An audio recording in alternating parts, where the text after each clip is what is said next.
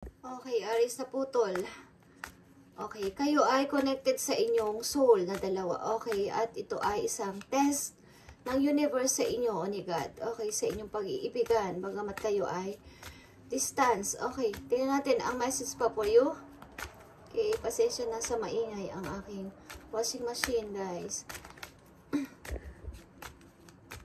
Tingnan natin ang message pa for you, Aries. At sa iyong person, ito ay dalawang taong may minamanifest. O ikaw, ito, Aries. Tingnan natin, message for you. Sa inyong dalawa. Separation, time apart from your partner is on the horizon. Maaring kayo ay hiwalay o temporary hiwalay, guys. At ito ay mukhang, kung ito ay may kinalaman sa trabaho, okay? Time apart from your partners is on the horizon. Mga hindi sinasadyang pangyayari, kayo ay separate muna. Okay, tingnan natin ang message pa for you and sa yung person, Aries. Yeah. Grabe yung inyong panata at patience dito sa relation nyo. Okay, tingnan natin. Aries, deception.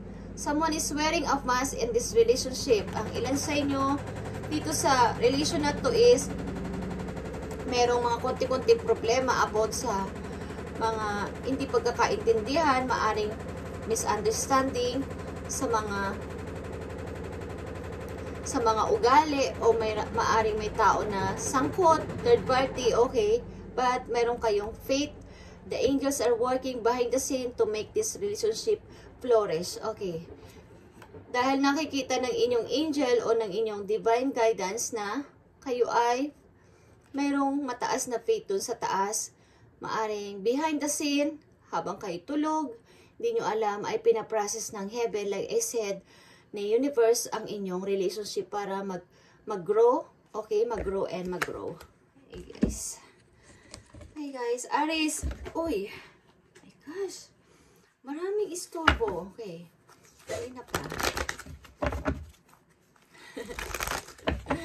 May tumututol, okay, sa inyong happiness. Aries, may gustong tumutol sa inyong ginagawa. Okay. Tingnan natin ang message for you ng inyong angel, Aries. Kaya na lang nag-collapse ang aking cellphone. Okay, guys. Tingnan natin. Akala ko mabubura. But, ito ay message kasi, so hindi ko to pwedeng hindi sabihin sa inyo, okay, kahit ito ay pangalawang record. Tingnan natin, guys. Ang message sa iyo ng yung angel sa inyong relationship. Okay. Kung ano ba ang nakikita nyo to, guys, happy change. And number 10, nakita nyo to, kompleto na ang ace mo. Manifest, manifest, manifest your dream. Aries, okay, I'm not joking. May 4 ka ditong 10. At ito ay 4 of Wands. Ilan sa inyo is ikakasal na soon. Okay? 4 of Wands is something come together. May magpapakasal, may bibisita sa inyo. At happy change na mangyayari sa inyo, guys. Then, ito ay number 10 is 1 is meron ka dito. Kung natatandaan nyo, meron ka ditong 3. 10 kanina at ito, isa pa tong 10 is meron kang 4 of Wands. May 4 kang 1. Okay. Your angels have heard your prayers and have banded together to create real and joyful changes in your life, Aries. Events begin to move forward and great progress will now be possible. You may need to make some rapid decision due to the suddenness of activity. Be confident and trust the guidance you receive. Okay. Mag-trust kayo sa inyong guidance na kayo makaka-receive ng good and good news. At may mga event na mangyayari, guys. At, wow. Ako'y nai-excite sa inyo. Okay. Aries, ang ilan sa inyo na naghahangad na magpapakasal is makakasal na kayo soon. Okay. May tao dito na bibisita sa inyo. Maybe magka-come kayo. Come together. Okay. Yeah. Makakamit mo na ang 4 na alas. Okay, guys. 4 na alas, guys. Okay, tingnan natin, guys. Ang message for you. Wow, happy family to, guys. Tingnan natin ang message sa'yo na yung angel. Three of Abundance is Three of Pentacles, guys. Of Three of Diamonds is your passions will lead to your divine life purpose, Aries. Do what you love and have confidence in your talent. Learn everything there is to know about your interests by taking classes, getting mentor, or teaming up with like-minded people. Allow your creativity to soar. Okay. Kung ano man ang talent nyo, guys, Aries, sabi ko sa inyo, mas lalo nyo pang i-improve, i-grow, at kumuha kayo maaari ng mga mentor, magtuturo sa inyo para lalo pang mag-attend kayo ng mga classes, training school, at mag-i-improve pa ang inyong talent na to. At ito ang pagmumula ng inyong source sa inyong pagkakaperahan, guys, promise.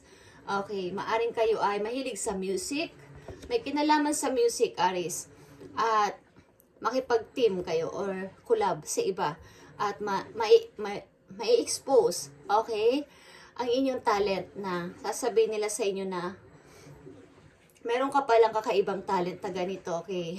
Huwag naman kayong kakain ng apoy, ha? Okay, at makakamit po na dito ang happy change na gusto ninyong mangyari sa buhay, guys. Magkaroon kayo ng faith at intindihin nyo ang bawat isa. Tigilan nyo yung selusan, pagdududa sa bawat isa, sapagkat pinaprocess yan sa taas. Kayo, ang inyong relation ay tinetest ng inyong guidance. Tested. Okay. Tinetest na ang guidance. Kayo ay soul connected, guys. Okay. Thank you, Aries. And kung kayo may ka-date bukas, kayo ay mag-enjoy. At happy Valentine's. Okay, you have 4 natin dito, guys. Yeah. Makakamit mo na to. Mag-i-end